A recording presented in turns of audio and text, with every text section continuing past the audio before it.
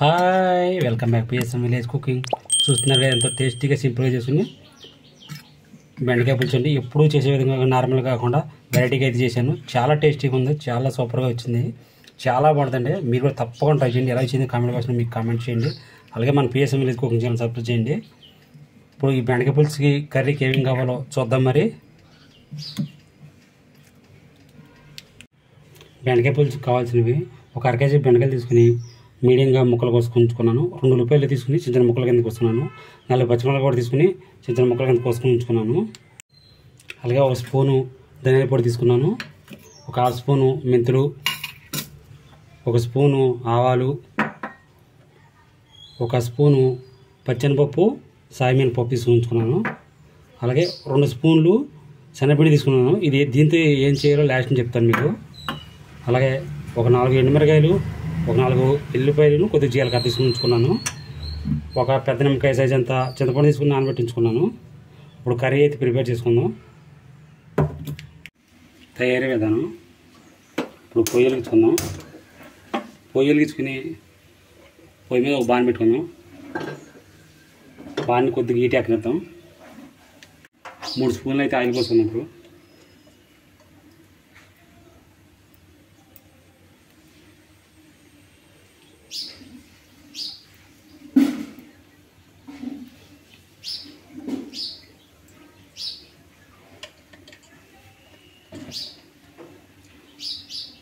First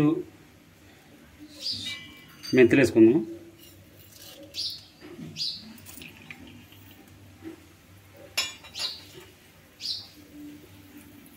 తర్వాత ఆవాలు,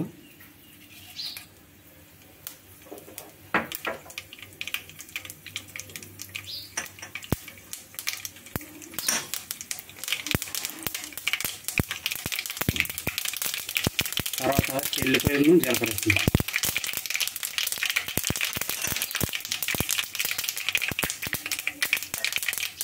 ఇప్పుడు ఎనిమిరలు కూడా వేసుకున్నాం.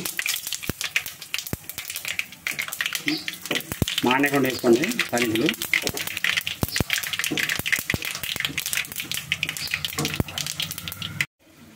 సాయమైన పప్పు, పచ్చెనపప్పు కూడా వేసుకున్నప్పుడు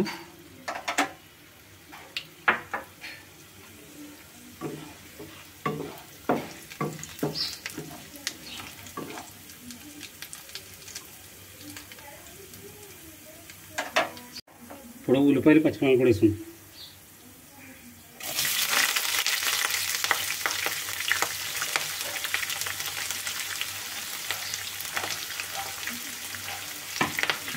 కలుపుకొని మొత్తం మీడియం ఫ్లేమ్లో పెట్టుకొని వేపుకుందాం.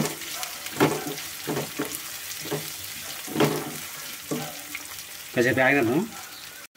రుచి సరిపడంతా కలుపు కూడా వేసుకుందాం.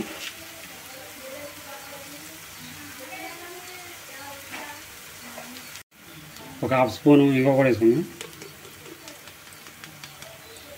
మొత్తం ఒకసారి కలుపుకుందాం.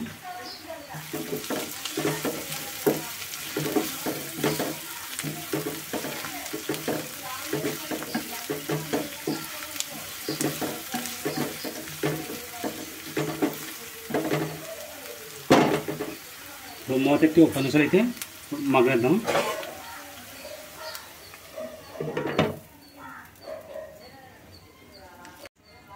ఉల్లిపాయలు ఎంతవరకు మగ్గినాయి ఒకసారి మూత తీసి చూద్దాం.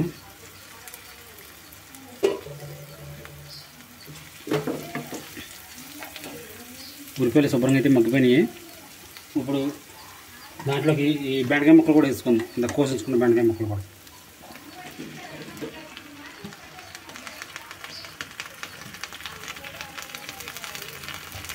మొత్తం ఒకసారి కలుపుకుందాం.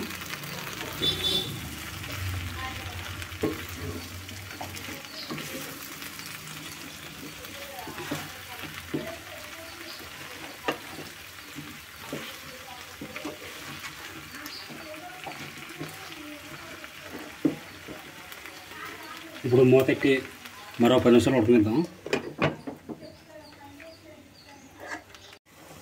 బెండకాయ ముక్కలు ఎంతవరకు మగ్గినాయి చూద్దాం ఒకసారి. మొత్తం ఒకసారి కలుపుకున్నాం. బెండకాయ ముక్కలు మగ్గిపోయింది ప్రాంతం. ఇప్పుడు పొయ్యిని సిమ్లో పెట్టుకుని ఒకసారి పెట్టుకుని ఒక హాఫ్ స్పూన్ పసుపు,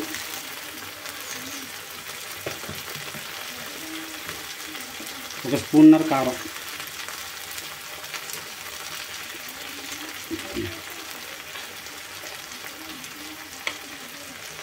మొత్తం ఒక కలుపుకుందాం.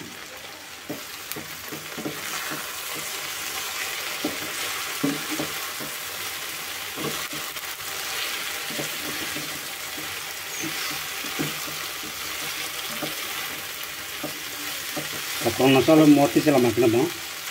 కారం ఫ్రై చేసింది.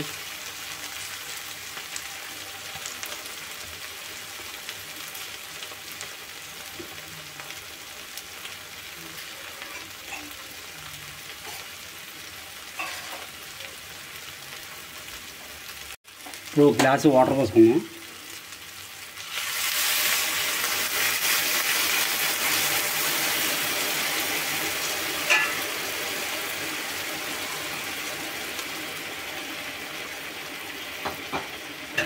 మొత్తం ఒకసారి కలుపుకుందండి.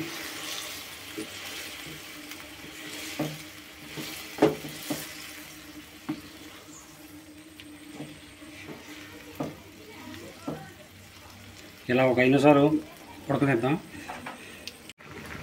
మన పోసిన వాటర్ అయితే మరిగిపోతుంది. ఇప్పుడు దీంట్లోకి ఇందాక పులుసు తీసించుకున్నాం కదా, పులుసు కూడా పోసుకున్నాం.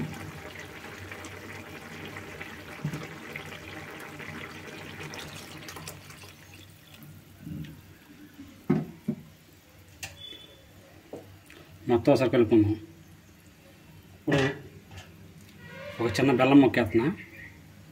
అలాగే ఇందాక ఉంచుకున్నాం చూసే ధనియాల పొడి కూడా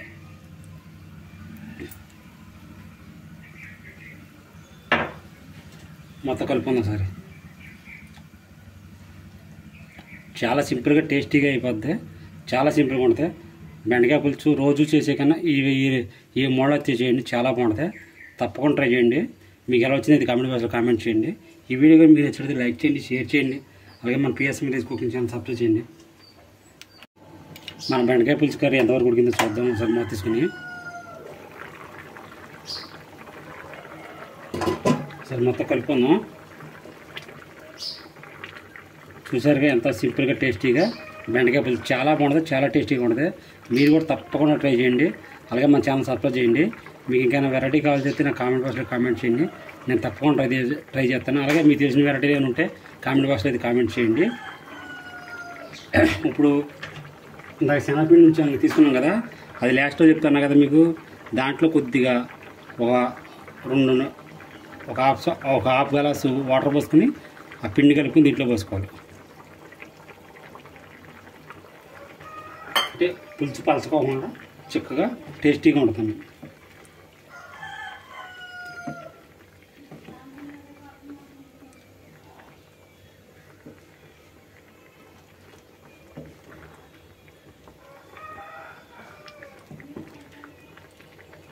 మొత్తం కలుపుకున్నాం కదా. అప్పుడు మళ్ళీ మూతెట్టి ఒక్క 2 నిమిషాలు ఉడికితే మా కర్రీ అయితే రెడీ అయిపోద్ది. ఒక 2 నిమిషాలు అయితే ఉడికినది మూతెట్టి. సరే మూతెట్టి చూసుకుందాం.